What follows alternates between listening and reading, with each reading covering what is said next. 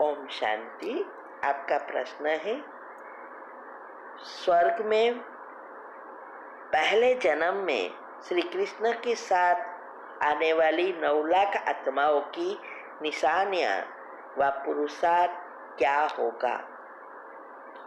उत्तर है, गीता में कहा है कि भगवान इस सृष्टि पर जब अवतरित होते हैं तो उसको पहचानने वाले कोटों में कोई और कोई में भी कोई विरला जो है जैसा है ऐसा उसको पहचान कर याद करते हैं और वही आत्माएं अंतमति सुगति कर स्वर्ग के अधिकारी बन जाते हैं। तो ये कोई में भी कोई अर्थात क्या? एक है कोटों में कोई और दूसरा है कोई में भी कोई। तो कोटों में कोई अर्थात ये 800 करोड़ आत्माओं में से जो भगवान को पहचानते हैं वो 33 करोड़, जिसका गायन है 33 करोड़ देवी देवताएं। और कोई में भी कोई अर्थात ये 33 करोड़ में से 9 लाख आत्माएं जो इस सृष्टि के आधार मूर्त उद्धार मूर्त आत्माएं हैं, ये इस सृष्टि का आधार है। तो वो आत्माएं ही चारों ही सब्जेक्ट में पास होंगे। ये स्कूल है ना, तो हमारे 4 सब्जेक्ट है, ज्ञान, योग, धारणा और सेवा। वो चारों ही सब्जेक्ट में जितने जैसे परसेंटेज से पास होंगे उस अनुसार पद होगा। 9 लाख में से फिर 16,108, 108 और 8 ऐसे अलग अलग कैटेगरी होगी मार्क्स अनुसार। इसके लिए मैंने YouTube पर बहुत अच्छी रीति एक टॉपिक रखा है माला के बारे में। उसमें समझाया है कितने मार्क्स वाले कहाँ पर आ सकते हैं।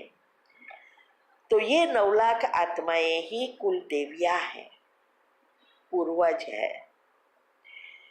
इस सृष्टि के आधार मूर्त और उद्धार मूर्त है। ये 9 लाख आत्माओं का ही अपना अपना कल्प वृक्ष है, वंशज है। सारी विश्व की आत्माएं उसकी ही वंशज है। हमारी जो भी धारणाएं हैं वो इस पद प्राप्त करने के लिए है, जो कोई भी धर्म में नहीं है।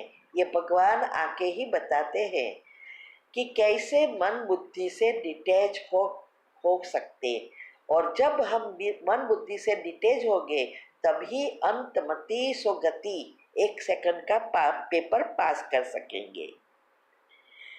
भगवान के तो सारे विश्व की आत्माएं उनके बच्चे हैं, तो उसको तो चाहिए कि सब राजा बने, सब स्वर्ग में आए। वो जानते हैं कि सब तो नहीं आने वाले, फिर भी वो यही इच्छा रखते हैं, आशा रखते हैं और उस अनुसार हमें सारी विधि बता रहे हैं कि कैसे मन बुद्धि को डिटैच करें। शिव बाबा की मुरली में ये सब बातें आती है। तो उस अनुसार जो हमने मंथन किया है और हम अपने जीवन में प्रैक्टिकल कर रहे हैं वही बता रहे हैं। ये व्हाट्सएप पर भी जो 8 ग्रुप खोले हैं वो भी शिव बाबा की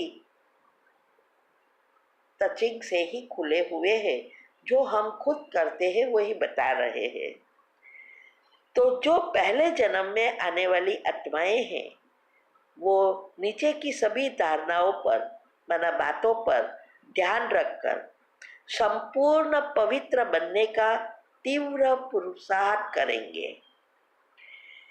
वो ज्ञान की पराकाष्ठा पर पहुंच जाएंगे और उसकी निशानी अभी व्यवहार में दिखाई देगी। उस आत्माओं में भक्ति का अंश मात्र नहीं होगा, न उसे कभी उमंग उत्साह के लिए किसी भी चीज, व्यक्ति या त्योहार का सहारा लेने की जरूरत नहीं होगी। ये अभी उसकी निशानियां हैं। कौन कितना तक पहुंच रहे हैं वो उसके पुरुषार्थ पर आधारित है। वो चारों ही सब्जेक्ट में पास होंगे और सभी धारणाओं में एक्यूरेट होंगे। हमारा जो योग का चार्ट है वो भी रखेंगे। योग के चार्ट में जो 8 घंटा बाबा कहते हैं उसमें से कम 4 घंटा उसका डेली बैठ के अच्छा योग होगा, कनेक्शन होगा। वो हमेशा योग और सेवा का, लौकिक अवलौकिक का बैलेंस रख पूरा पूरा ध्यान रखेंगे कि कभी भी किस चीज की डिसर्विस ना हो। सदा योग युक्त और युक्ति युक्त रह आगे बढ़ेंगे। अचल अडोल अवस्था होगी। अमृत वेला, योग, मुरली, ट्रैफिक कंट्रोल, नुमाशाम योग, ये जो भी रोज की हमारी दिनचर्या है वो कभी भी मिस नहीं होगी। शिव बाबा की याद मैग्नेट की तरह खींचेगी। वो निरंतर योगी हो जाएंगे। जीवन में संपूर्ण संतुष्टता होगी। इच्छा मात्रम अविद्या। संकल्प व स्वप्न में भी कोई इच्छा नहीं। दुनियावी सभी चीजों से मन बुद्धि से डिटैच होंगे।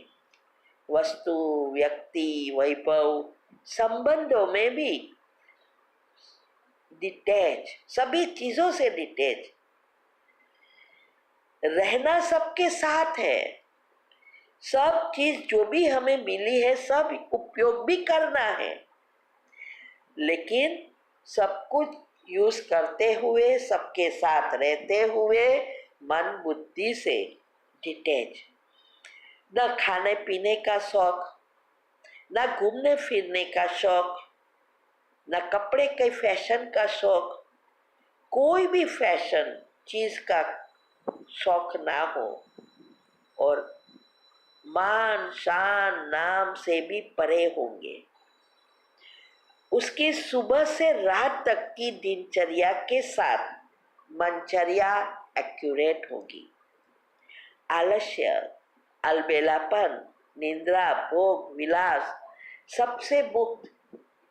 ये जो चीजें हैं, अगर हमारे में अभी भी ये चीज है तो समझो हमारी कुंडलिनी बार बार मूलाधार में ही जा रही है।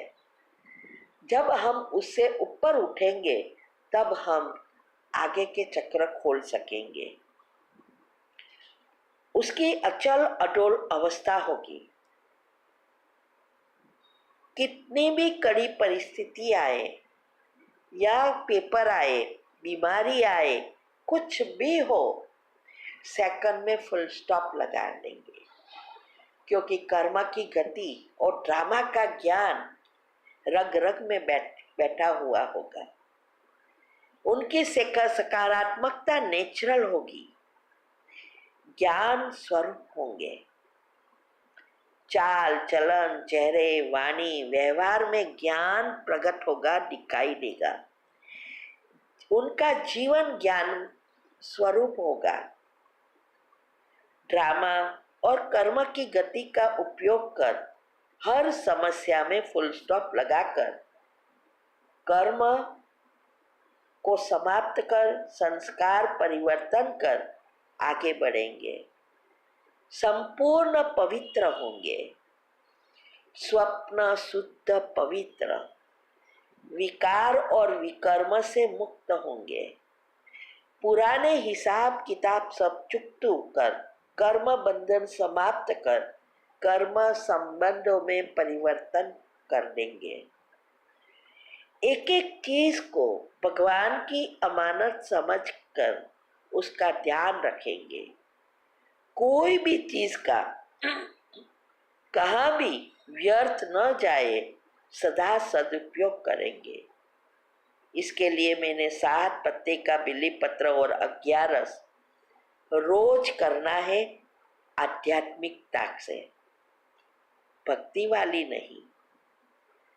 वो 7 पत्ते का बिल्ली पत्र की जो बात है वो भगवान पर बलि चढ़ना है, सच्चा बच्चा बनकर उनकी पालना करना है। अभी हम भगवान का जितना ध्यान रखेंगे उतना हमारा वो ध्यान रखेंगे और 84 जन्म के लिए पालना करेगा।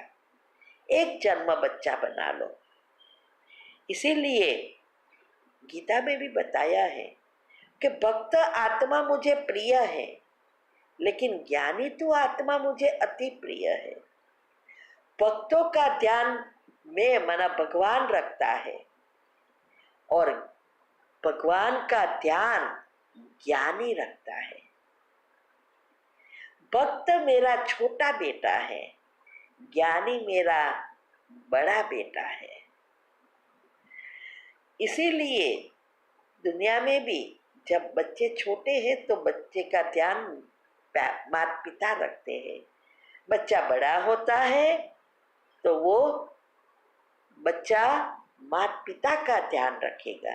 तो यहाँ भी ऐसा है, भक्त छोटे बच्चे हैं तो भगवान को ध्यान रखना पड़ता है, लेकिन जब भक्त ज्ञानी बन जाता है, समझदार बन जाता है, बड़ा बन जाता है, तो वो भगवान का ध्यान रखेंगे। माना भगवान को क्या अच्छा लगता है, भगवान को क्या चाहिए, भगवान को कौन सी मदद चाहिए, ये सब ध्यान रखेगा। ये कोई छोटी मोटी चीज है जिसकी जो सारी दुनिया को संभाल रहा है, उनको हम बच्चों की जरूरत है। वो हमारी मदद मांग रहा है और इसीलिए ही वो सारे विश्व की आत्माओं की कुलदेवियां बन जाती है। तो ये जो भी बात गीता में बताई है वो बहुत गुह्य है, लेकिन आजकल गीता में ये बातें कोई नहीं समझा रहा है। तो वो सच्चा बच्चा बनाकर भगवान की पालना करेंगे। ब्राह्मण जीवन की जो मर्यादाएं हैं उसका पूरा पालन करेंगे। उसका लिस्ट पहले भी मैंने भेजा था।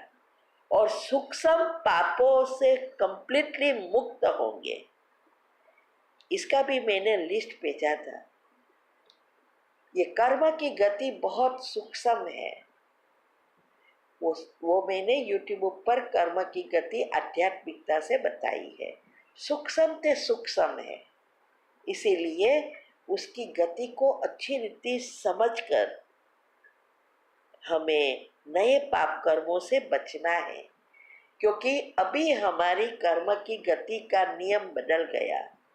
दुनिया में एक का एक है, लेकिन जब हम भगवान के बच्चे बनते हैं तो भाग्य पदम गुना बनता है, तो पाप कर्म भी पदम गुना बन जाता है। इसीलिए शिव बाबा कई बार कहते हैं कि पहले पिछले जन्मों का हिसाब किताब चुकतू करना इजी है योग से, लेकिन ब्राह्मण बनने के बाद जो कर्म बनते हैं वो करना बहुत डिफिकल्ट है। ये एक बात साइंस है बाबा की, लेकिन उसको समझने के लिए बुद्धि शुद्ध पवित्र चाहिए। तो जब ऐसा तीव्र पुरुषार्थ से करेंगे तो शरीर की सारे सिस्टम रिसेट हो जाएगी, आत्मा की बैटरी फुल चार्ज हो जाएगी, ब्रेन 100% खुल जाएगा। ये कुंडलिनी और कुछ नहीं है, आत्मा की शक्ति का बैरोमीटर है। तो हमारी ये आत्मा की शक्ति 100% हो जाएगी तो कुंडलिनी सहस्त्र तक पहुंच जाएगी। Neuron, hormone, cells, DNA, biological clock, sleep cycle, Anahata chakra भी बैलेंस, सब बैलेंस हो जाएगा। सुषुप्त नाड़ी खुल जाएगी, एक्टिव हो जाएगी, 7 चक्र खुल जाएंगे और तीनों एनर्जी का बैलेंस हो जाएगा, तब हम पहले जन्म में आने के लायक बन जाएंगे। श्री कृष्ण के साथ आना है तो उनके जैसा बनना पड़े। ठीक है? ओम शांति।